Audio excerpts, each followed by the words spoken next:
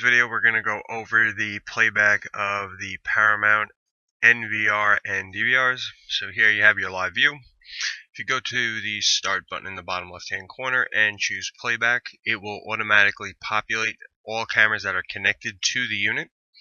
So in this case we only have the one camera, but you can see cameras 1, 2, 3, and 4 were set up for continuous record. So on your right hand side, everything goes in the vertical direction. It's an 8-channel unit, so you have up to 8 cameras.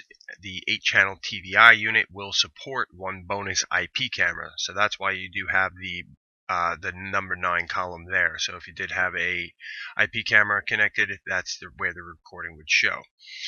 Everything is color coded, so you can see up here in the top, again, green being your manual record, red being your sensor record, which is your alarm inputs outputs, yellow being your motion record, and blue being your continuous record.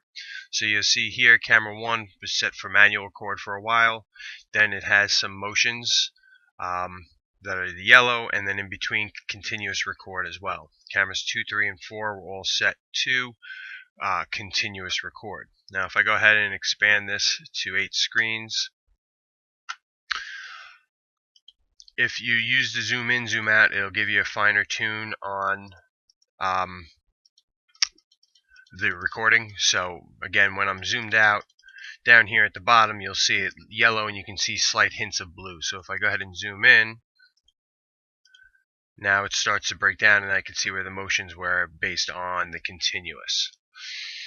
Okay, if I go ahead and I'll zoom out again, I can take the mouse at any point in time and basically just click, and it will automatically start playing back for that particular camera.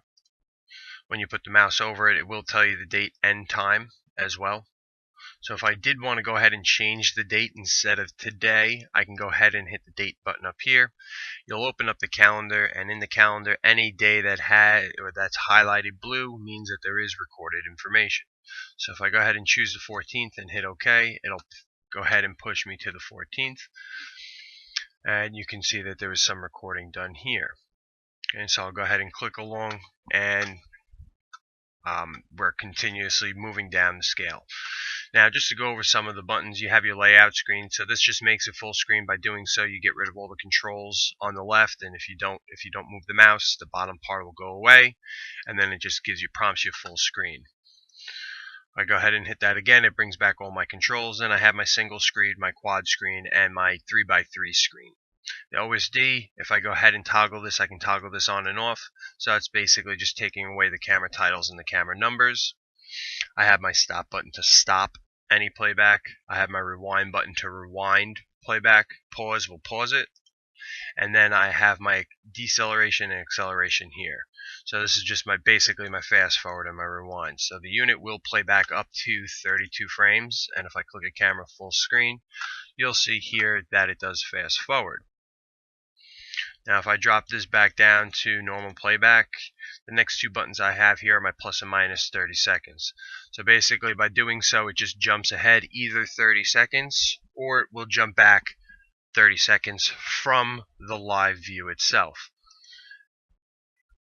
Now if I'm doing a playback, and that's your basic playback, and when you're in the playback, if you notice something's going on or you want to go ahead and archive a particular event, I can go ahead and zoom in, and if I go and take the mouse and I drag and drop, you'll see that there's like a light blue, and if I drag it across all cameras, it's more noticeable.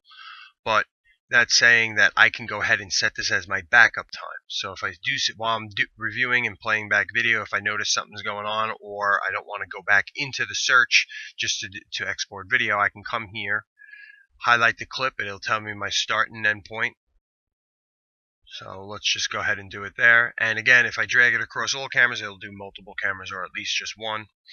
And if I go down to the bottom here and I hit my backup button, it'll open up my window and it'll tell me my start time and my end time that I just clipped it. So it's just about 6-minute clip, 6 minutes and 38 seconds. It'll tell you the size, and if I chose to do so, I hit the backup button. It'll bring me to my backup window, and once I plug a USB device in, it'll show my device, and I would hit backup and it would start backing up to the USB. Now the nice part about the Paramount recorders is when you start to do a backup, it doesn't freeze up or hold up the machine while it's doing the backup. The backup will actually fall to the background so you can continue to either review video from your playback screen. You can go back into live, you can do whatever you'd like, but basically the backup status falls into the background. So if it is a larger clip, and let's say it's an hour or two and it's taking a little bit longer, a couple extra minutes, you can continue on going so, and when you hit the backup status, it'll show you any backups you have going and how much longer there is. Okay, and then the last button here is your event tag list. So if I were to create any event tags, which I'll show you next, I can go ahead and do so. So when you're looking at a camera during playback, if you right click on it, there's a couple of options that you do have, as you can see. So first is enable audio. So if the camera did have a mic attached to it, or it supported an internal mic and it was recording, you can go ahead and enable the audio and you'll hear the audio for that camera. Snapshot, it'll basically just take a snapshot of that image, and you'll see here it takes a snapshot and it'll tell me my date, time, my camera number, the size or the resolution of the image, and I can export it or save it. I can zoom in. So when I zoom in, basically it's a marquee zoom. So I can take my mouse and with the wheel I can roll in and out and it'll zoom in and zoom out, and then I can simply point and click on the right here, or I can use my plus or minus to zoom in and zoom out, and it will go all the way to 16x as you see here. And then when I'm done, I can hit the back and it'll bring me back to the playback window itself. I can add a tag. So adding a tag is basically, now if I saw somebody walk by this car here and I wanted to note it, I can keep it as the default tag, which will give me the camera number and the date and time, basically all just mushed with numbers, or I can go ahead and put a tag. So if I want to remember that this is EJ's car, I can go ahead and do so without putting two C's, of course.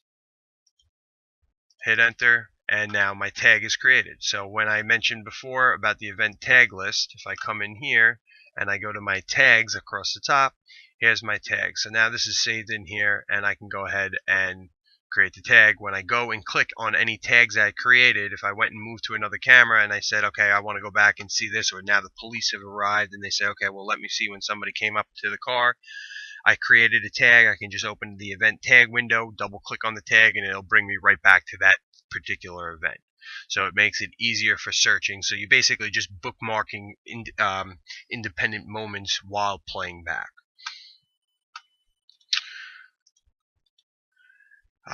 The other two options are basically switch the camera or close the camera. So if I close the camera, it basically just takes it off the playback screen. You'll see the plus button up here, and then I can simply add the camera back if I would like. So if I go ahead and checking off, hitting add, it now brings my camera back. If I knew the particular date, time of this that I did want to search, I can go ahead and hit the clock and then just go ahead and choose what hour. So if I just wanted to move it to the 5th, I'm sorry, not the 6th, the time, if I wanted to move it to 6 o'clock, go ahead and do so, and it'll automatically jump to 6.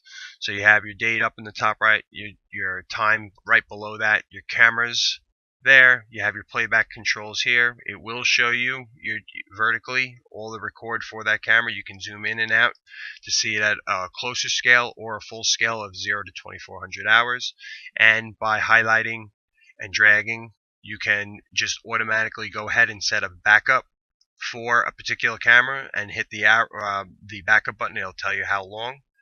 Or you can do multiple cameras by dragging and dropping. You can also take this, and if you need to slightly adjust it, by clicking anywhere on that bar that you already created and drag it up and down. Otherwise, just click anywhere on the screen and it'll disappear. And as I said, you can go and do multiple cameras if need be as well. And that is your playback menu.